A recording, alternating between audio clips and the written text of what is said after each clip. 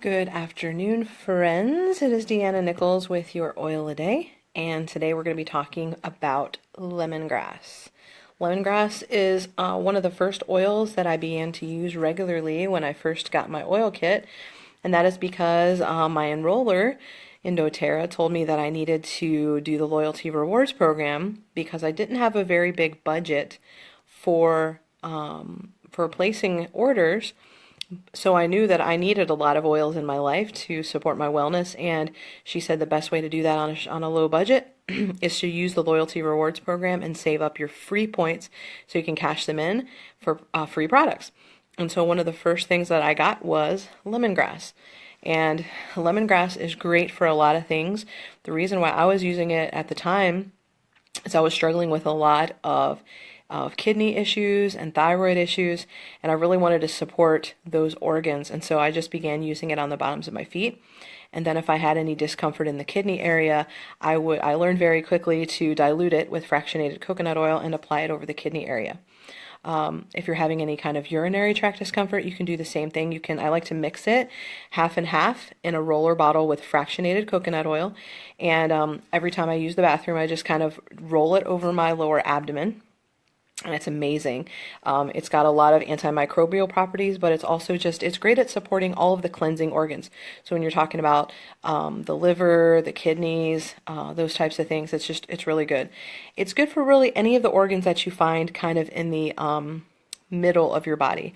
So kind of above the navel, all the way up to like the breastbone area, all the way around your body. So you've got kidneys there, you've got liver, just a lot of your upper digestive tract is in that area, so that's a really good one. Another reason I liked lemongrass is because it's really good at dealing with soft tissue pain. So we're talking about maybe if you have soreness in your knee, your back, your ankle. It's a really great one. Sometimes people refer to it as poor man's deep blue, and so you can imagine why they would say that is because it's good for pain. Of course, it's no substitute for deep blue, but it is something great to use along with it. Or if you don't happen to have any deep blue, you can certainly use lemongrass. Just as I said, it can be sensitive for a lot of people, so you just want to combine it with fractionated coconut oil. When in doubt, it's better to dilute, okay? So one misconception about lemongrass is that it is of the citrus variety, and it is not. It is not a citrus, so you don't have to worry about being photosensitive when you use lemongrass. Do not add it to your drinking water. I had a hairstylist that wanted to argue with me for about 5 minutes and insist that it was a citrus because it contains the word lemon in it, but it just has that kind of lemony smell. A little bit similar to how Melissa has that lemony smell because it comes from the lemon balm plant. There's another company out there that was trying to pass off lemongrass as Melissa for a while there. They may still be doing that, and so they have a little bit of a similar fragrance to them, but they're very different in properties and very, very different in price. This is actually a pretty inexpensive oil. It's one of our Sweet 16 oils. Sweet 16s is 16 products for $16 or less, so you can definitely fit this one in your budget. It's one of the most inexpensive essential oils doTERRA has, but it's good for so many things. And I'm sure that a lot of you guys probably have different stories about lemongrass. It's really good. It's really safe to use around cats and dogs too. So as opposed to using some of the other oils that may not be so good around cats and dogs, this is one that you can diffuse safely around them, especially if it's not like in an enclosed area. You never want to diffuse in an enclosed area with a dog or cat where they can't get away, but you can certainly do that in a wide open space, and it's perfectly safe. It's a great one for cleaning. It's got a really fresh, clean smell. Some people like to put it on their wool dryer balls to fragrance their clothing, because hopefully you're not using any fragranced detergent or, God forbid, you were using any fabric softener, because those are very toxic. But it's definitely another alternative some people like. Some people don't care for the smell. It does have a sort of a strong smell, but it is a clean smell. And it combines well with a lot of other things. If you kind of do a search for doTERRA diffuser blends, you'll find a lot of really cool ones. There's one that is, I think it's like, what is it called? Like Fruit Loops. And it does have lemongrass and other citrus oils in it. And so you can check out some of those diffuser recipes. A reason why you would want to diffuse it, besides the fact that it's excellent for cleansing the air, because it's so good at getting rid of toxins, but it's also good at getting rid of toxic emotions and toxic energy. And so if you find yourself sort of absorbing a lot of toxic energy. So let's give you an example.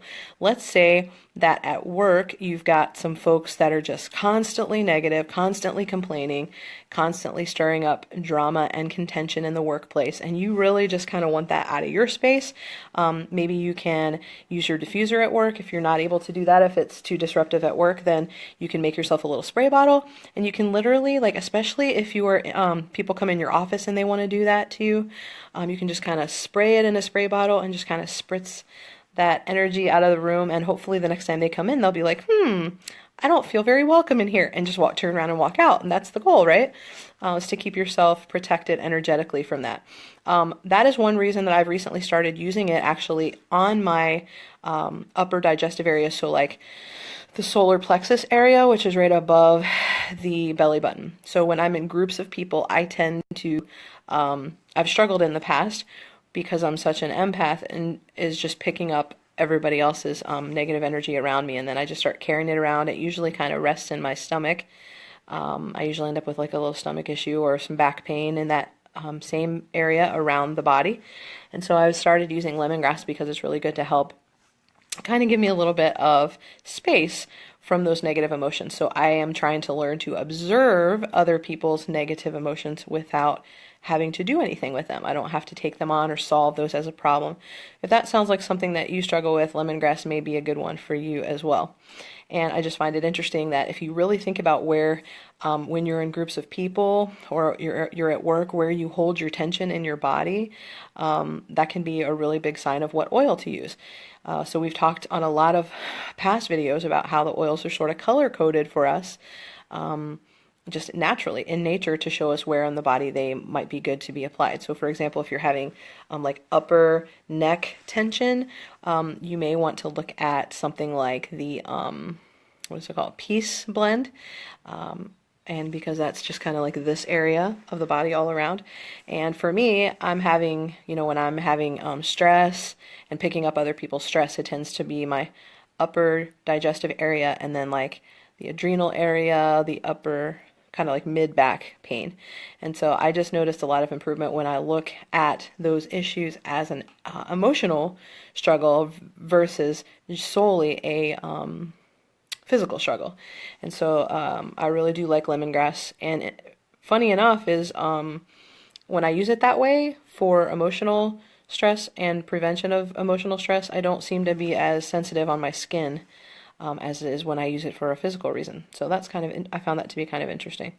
So a couple people have asked about using this in the bath. This is definitely one I would never put in the bathtub. Water and heat are going to drive oils deeper and kind of intensify them, and I would never want to intensify lemongrass. It's pretty intense all on its own. So I would just